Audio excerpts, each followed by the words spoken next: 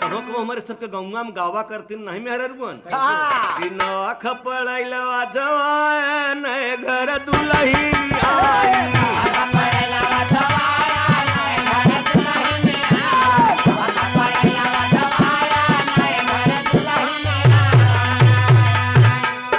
यह तो गीतिया वहाँ पुरानी ये तर्ज आज के तर्ज ना हो, ये जुग जुगान के तर्ज आ। जब उखा गई है तो उखा के सब सखी सहेली जितना वहाँ देखे मेहरुअन जुटी है सब गावत है का गावत है काई अरे नई नई दुल्हनी आई नई नई गीतिया सुनाओ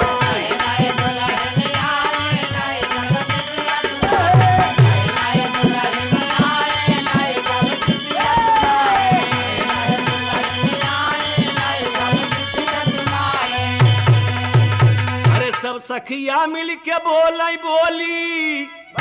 सब सखिया मिल के बोल